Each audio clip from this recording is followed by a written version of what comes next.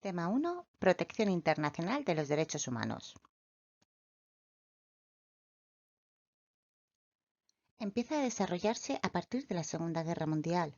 Se obtiene la subjetividad individual que antes solo tenía el Estado. Ahora ya se pueden presentar reclamaciones por ser titular de derechos humanos. En este derecho internacional es imprescindible el consentimiento de los Estados. Estos derechos son inherentes a su persona, inalienables y oponibles en toda circunstancia a la sociedad y a cualquier poder. Es una tarea inacabada, porque siempre debe seguir evolucionando con la sociedad.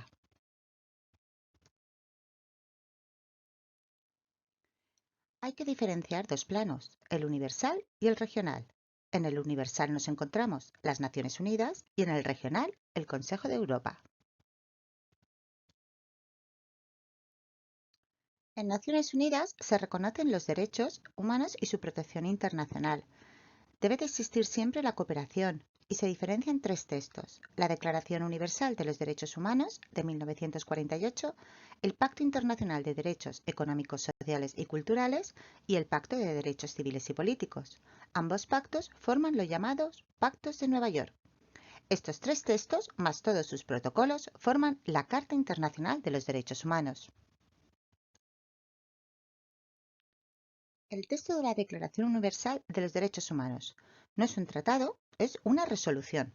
No es vinculante, pero por medio de la costumbre ha pasado a los ordenamientos jurídicos internos. Fue adoptada por la Asamblea General de las Naciones Unidas en 1948.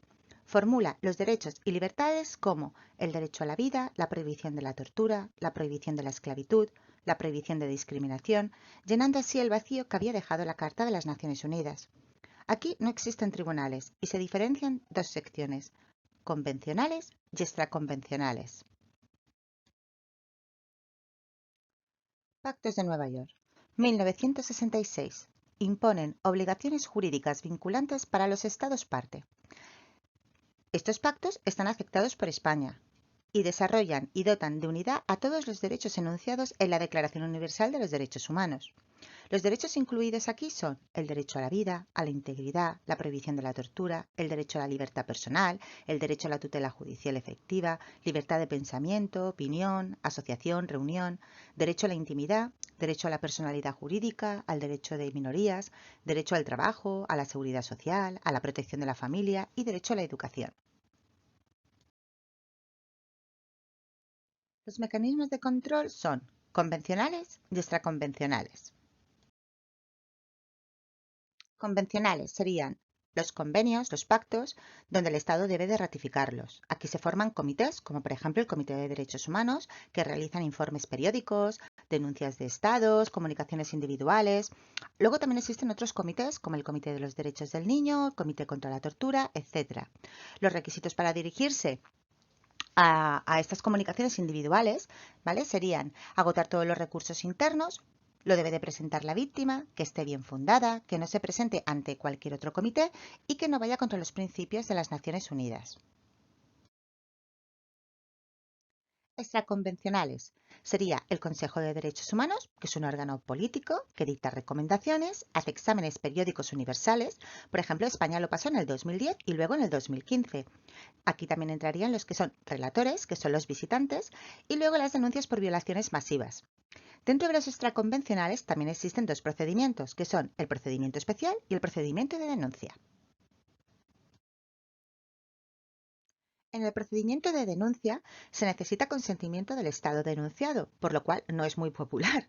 Se conocen comunicaciones denunciando violaciones flagrantes de derechos humanos, presentado tanto por personas o grupos, donde se pueden incluir las ONGs, que aun no siendo víctimas tengan conocimiento directo de la violación, o si es de segunda mano, que dispongan de pruebas suficientes. Los procedimientos especiales son públicos, no es necesario consentimiento del Estado denunciado. Se establecen cuando existen indicios de la existencia de una situación global de violación de derechos humanos y la violación puede ser en un territorio determinado o a escala mundial. El control lo realizan órganos especiales de investigación, que pueden ser colectivos o individuales, formados por expertos que elaboran un informe.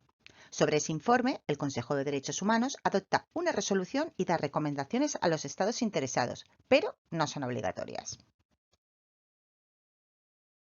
El Consejo de Europa es un sistema regional. La relación que existe con el sistema universal es que están bajo los principios de autonomía, exclusividad, libertad de elección del particular interesado.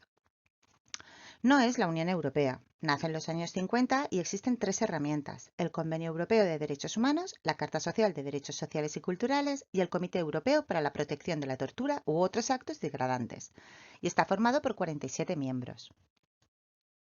Convenio Europeo de Derechos Humanos, llamado también Convenio de Roma. El órgano o el mecanismo que aplica este convenio es el Tribunal Europeo de Derechos Humanos. A él pueden dirigirse las víctimas. Los requisitos, pues que no sea anónimo, deben agotarse todos los recursos internos, no deben pasar más de 6 meses desde la resolución última del recurso, debe estar bien fundada y lo mismo, no debe presentarse al mismo tiempo a otro órgano, por ejemplo, Naciones Unidas. El Protocolo 11. Este protocolo modifica el Convenio Europeo.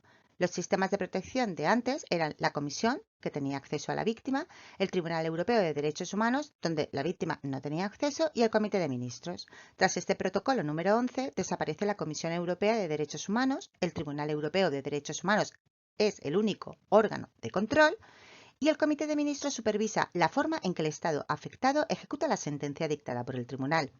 La competencia del Tribunal es automática. No deben de reconocer los Estados por medio de una declaración su competencia. El Tribunal es un órgano único, permanente, integrado por jueces a tiempo completo, de forma exclusiva, elegidos por la Asamblea Parlamentaria del Consejo de Europa. La Carta Social de Derechos Sociales y Culturales. España, si la ratifica, aquí se dan resoluciones, protege derechos económicos y sociales, también es llamada Carta de Turín. Sus resoluciones no son obligatorias y también está ampliada por medio de protocolos. El tribunal tiene competencias para ejercer una función contenciosa y una función consultiva. La contenciosa, a petición del Comité de Ministros, y la consultiva puede conocer cualquier demanda que le sea presentada tanto por un particular o por el Estado. Cuando la presenta el particular, debe de ser una persona física o una organización no gubernamental o grupo de particulares, que se consideran víctimas de una violación de derecho reconocido en el convenio o en sus protocolos y que sea imputable a un Estado parte. El resumen. Bueno, pues que tenemos un sistema universal y uno regional. El universal, Naciones Unidas, y el regional, el Consejo de Europa. Las Naciones Unidas tiene varios textos: la Declaración Universal de los Derechos Humanos, que no es obligatoria, da recomendaciones; el Pacto Internacional de Derechos Económicos, Sociales y Culturales, que sí es obligatorio, y el Pacto de Derechos Civiles y Políticos, que también es obligatorio. Acordaros, estos dos pactos forman los llamados Pactos de Nueva York.